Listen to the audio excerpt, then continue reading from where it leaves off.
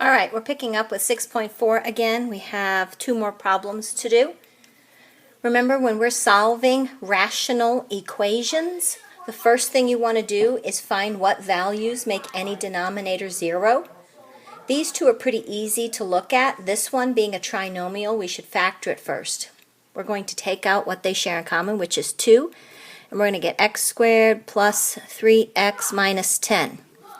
That factors further 2 times x plus 5, x minus 2. So we see x plus 5 and x minus 2 are the same as what these denominators have.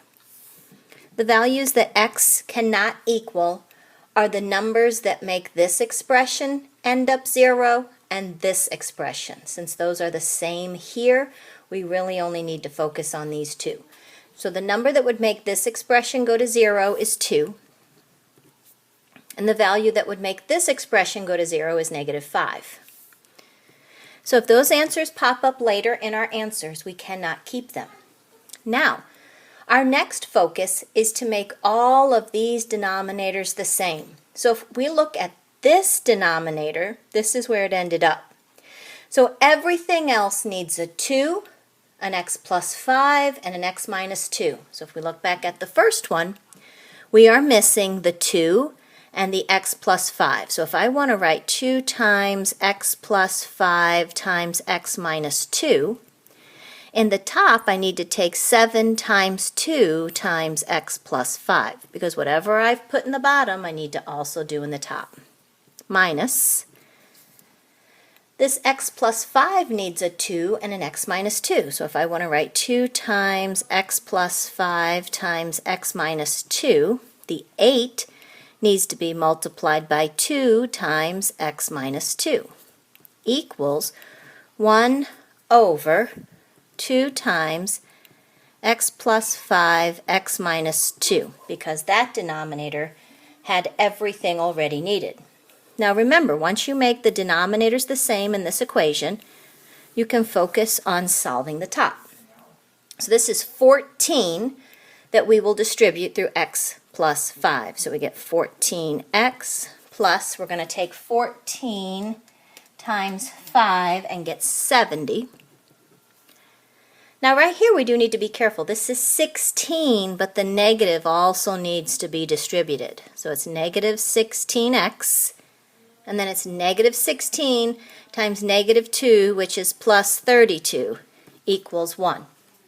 I'm going to combine like terms and get negative 2x plus 102 equals 1. I'm going to subtract my 102.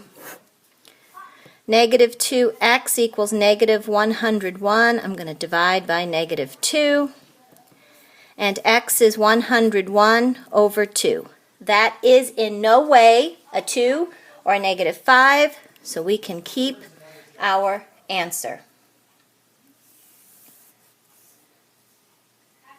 On 6, x minus 2 and x plus 2 are already in a good form to read out what would make them 0.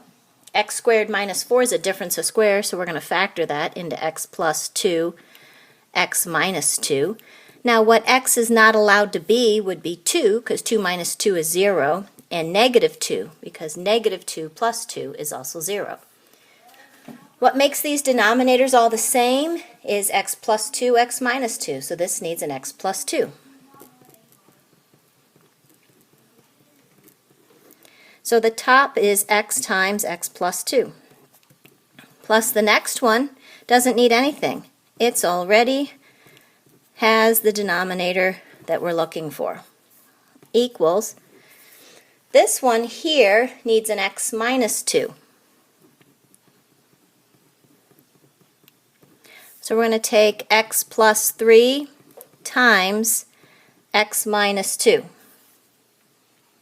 Now that the denominators all match, all we have to do is solve the top. So we're going to distribute here and get x squared plus 2x plus x equals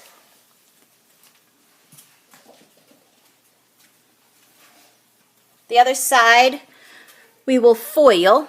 So we have to FOIL here. So we get x squared minus 2x plus 3x minus 6. We're going to combine like terms.